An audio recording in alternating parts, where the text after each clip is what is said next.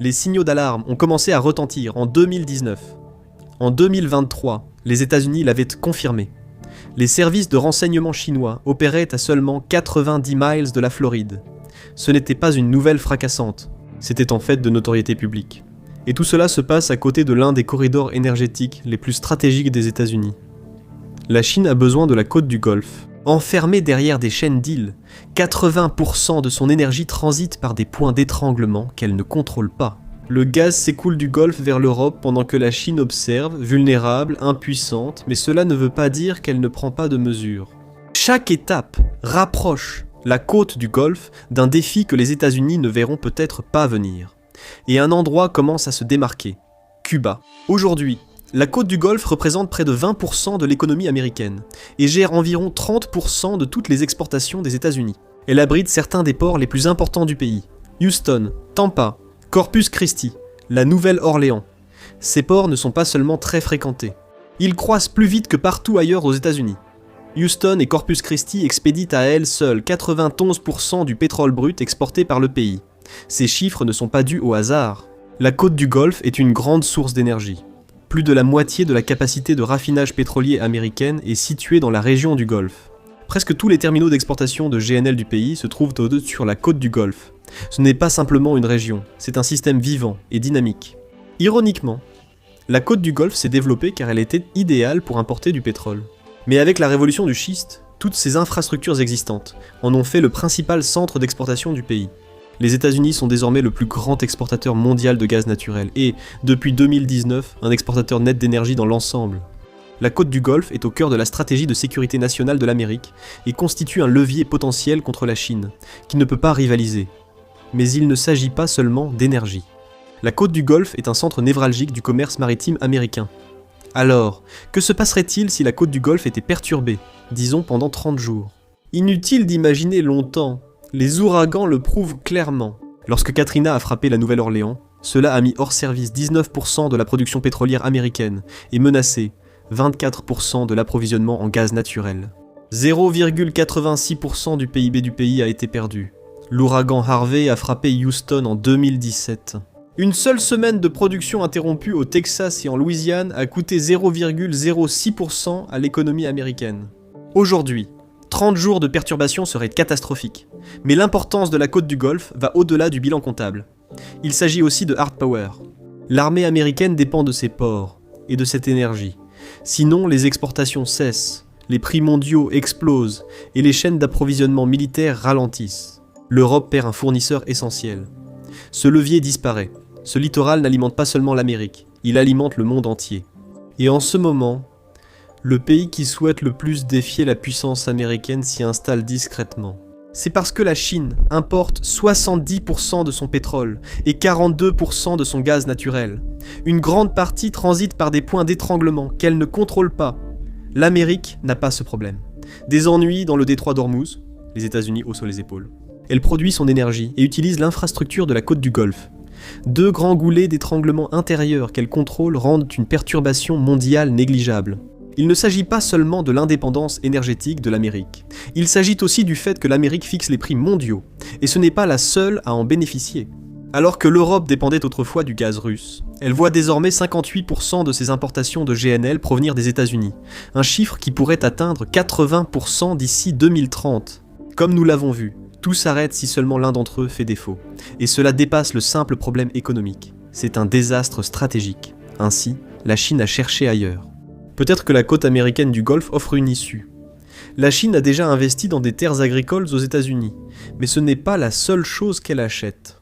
La Chine ne peut pas menacer les États-Unis militairement, du moins pas sans risquer une destruction mutuelle. Mais elle peut exercer son influence dans les conseils d'administration, les contrats et les accords d'infrastructure. L'initiative de la ceinture et de la route atteint désormais le sol américain. Les enjeux diffèrent peut-être, mais la stratégie reste la même. La Chine teste discrètement les limites de son influence, se positionnant dans les secteurs des infrastructures et de l'énergie, où une crise pourrait faire pencher la balance. De nombreuses importations américaines dépendent de grues chinoises à la sécurité incertaine. Que ferait-on si ces grues tombaient en panne et arrêtaient l'activité portuaire ? Un seul dysfonctionnement, une semaine d'arrêt, et la chaîne d'approvisionnement s'enraye. Et puis il y a la question de la propriété. Une entreprise chinoise contrôle désormais une partie du terminal Bayport de Houston, qui gère plus de marchandises que tout autre terminal américain. C'est encore plus d'influence. Ceci importe quand des milliards de tonnes de marchandises et de fournitures militaires passent par ces terminaux. En plus du matériel et des armes, l'armée américaine a besoin de 360 000 barils de pétrole par jour, même en temps de paix, rien que pour fonctionner. Près de la moitié passe par les raffineries et terminaux pétroliers de la côte du Golfe. En cas de perturbation, les chaînes d'approvisionnement cessent. Ce n'est pas uniquement pour des exercices ou des escarmouches, mais pour toute confrontation avec la Chine. La côte du Golfe n'est pas qu'une infrastructure, c'est un élément clé de la projection de puissance américaine. Le Congrès a tiré la sonnette d'alarme, les ports sont vulnérables. La capacité de transport maritime pour une guerre entre États manque, et l'infrastructure énergétique pourrait être vulnérable. Et il y a une nouvelle encore plus inquiétante pour les États-Unis. La Chine n'essaie pas seulement de prendre pied dans les ports, elle s'installe aussi dans la chaîne d'approvisionnement énergétique de la côte du Golfe. Ironiquement, l'une des raisons pour lesquelles la côte du Golfe des États-Unis est devenue un géant de l'énergie était de répondre à la demande énergétique croissante de la Chine. En 2017, la Chine était le plus grand importateur mondial de pétrole et de gaz naturel. Cette même année, une multitude de sociétés énergétiques chinoises ont signé des contrats de 20 à 25 ans avec des producteurs américains de la région. La Chine a possiblement diminué ses importations de GNL américains au printemps 2025 à cause des droits de douane, mais les contrats restent actifs et le gaz circule toujours. Il est réacheminé vers l'Europe pour en tirer un profit. Contrairement au Qatar, qui limite les destinations, les États-Unis laissent les entreprises chinoises vendre où elles le souhaitent. La Chine peut manipuler les prix mondiaux de l'énergie et perturber la stratégie américaine en Europe, tout cela sans tirer un seul coup de feu. Mais la Chine ne se contente pas de prendre des participations minoritaires dans les ports, elle veut en réalité contrôler le processus d'extraction. Les banques d'État et les entreprises chinoises se sont particulièrement intéressées à la côte du Golfe, et ces sociétés énergétiques y opèrent déjà. Sinook International détenait une participation de 21% dans la plateforme Appomattox, qui produit environ 90 000 barils de pétrole à 80 miles au sud-est de la Louisiane. Et ce n'est pas la seule. Elle a également joué un rôle dans le champ pétrolier et gazier Stampede, à 115 miles au sud de Fortune, en Louisiane. Ces parts ont été vendues à une société britannique pour 2 milliards de dollars en décembre 2024, illustrant la grande souplesse des règles américaines sur l'investissement étranger. Tout cela fait partie d'une contre-stratégie, car c'est le talon d'Achille de l'armée américaine. C'est peut-être la force de combat la plus avancée et expérimentée, mais elle dépend de nombreuses pièces de précision devant fonctionner ensemble. Sinon, la longue chaîne d'approvisionnement est interrompue. Même une opération aérienne limitée au-dessus de l'Iran devient alors un défi logistique. Et face à la Chine, ce problème se multiplie. La présence de la Chine dans la région et dans les ports fournit des renseignements précieux. C'est une stratégie peu coûteuse pour compenser les faiblesses conventionnelles. Et la Chine utilise aussi son seul allié, et la seule faiblesse géographique de l'Amérique, pour essayer de trouver quelques atouts de négociation. La nouvelle base chinoise à Cuba n'a pas vraiment surpris la communauté du renseignement américaine. Pékin y est actif depuis 1999 lorsqu'il a installé une base d'espionnage à Baikal, et il y a 2 autres bases sur l'île, à Wahai et Calabazar. Donc, Cuba n'est pas seulement une base, c'est un réseau, idéal pour intercepter des signaux et surveiller le trafic portuaire en provenance du Golfe. La Chine peut s'intéresser à de nombreux sujets. En plus des ports, les États-Unis ont des bases majeures dans le Golfe, dont le QG du commandement des opérations spéciales et le commandement Sud. Concentrer des centres aussi critiques dans la région augmente la vulnérabilité face à des attaques qui pourraient perturber les opérations et la préparation. Contrôle, observation, logistique, tout converge dans la région du Golfe. Les points d'appui de la Chine ne sont pas des coïncidences. Ce sont des mouvements calculés dans une partie d'échecs, et Cuba pourrait avoir autre chose à offrir à la Chine, quelque chose à quoi vous ne vous attendriez jamais. Des coulées d'étranglement inversées. Le détroit de Floride et le canal du Yucatan ne sont pas Hormuz ou Malacca, mais ils sont rares sur le plan stratégique. Le trafic maritime de la côte américaine du golfe du Mexique doit emprunter un de ces détroits pour accéder à l'océan. Ainsi, les bases d'espionnage à Cuba ne surveillent pas uniquement les signaux militaires ou industriels. Elles permettent de surveiller tous les flux énergétiques et le trafic militaire depuis la côte américaine du golfe du Mexique. Est-ce que cela suffira à réellement bloquer le commerce américain? Eh bien non, mais cela peut le perturber. Les chaînes d'approvisionnement s'allongent, la logistique se tend. Le réseau de ravitaillement de l'armée américaine s'allonge encore plus, tandis que les blocus des points d'étranglement chinois restent efficaces. C'est exactement pourquoi la côte du Golfe est un enjeu si crucial.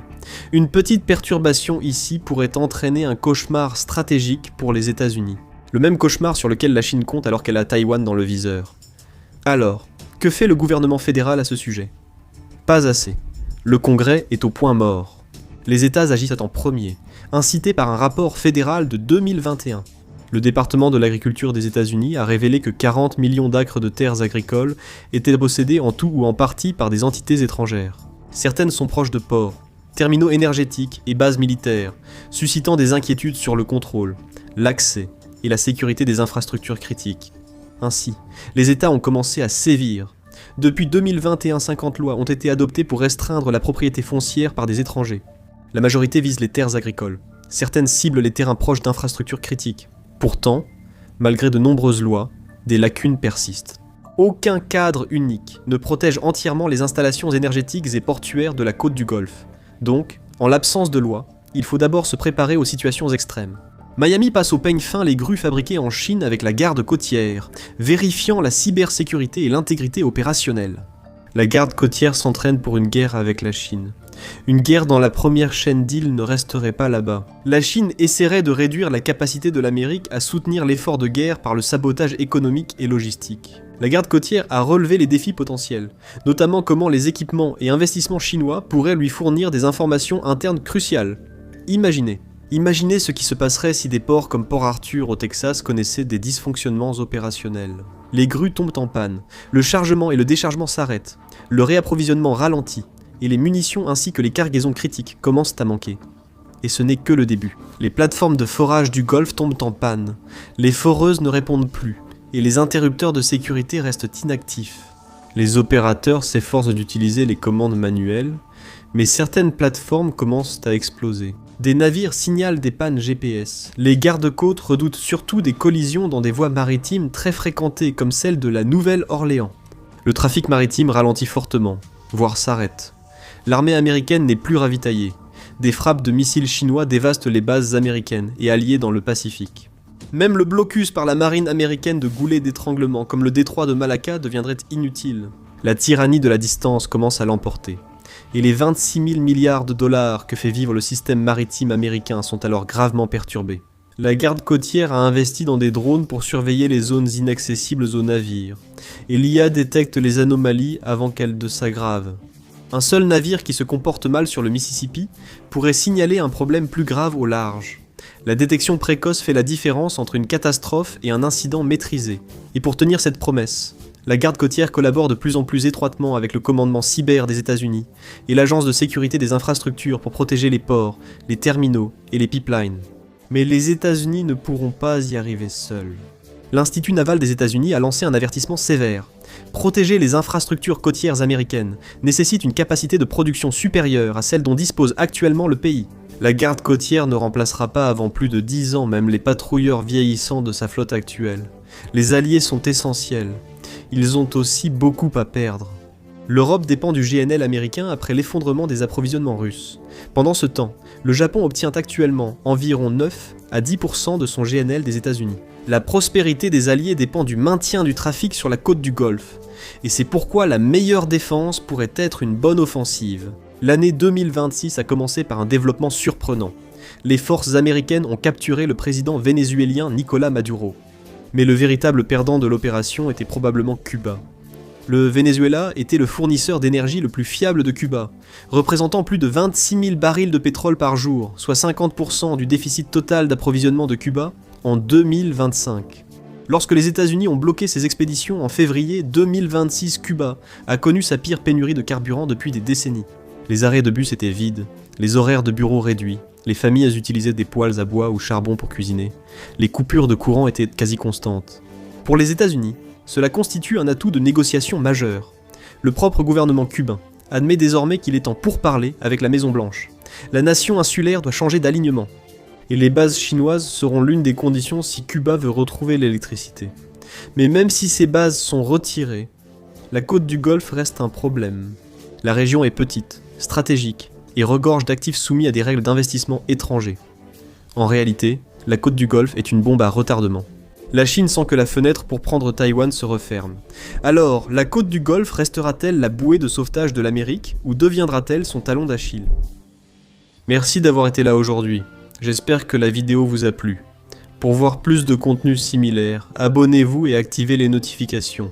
Cela compte vraiment. Merci encore, et je vous retrouve la prochaine fois sur Mapak.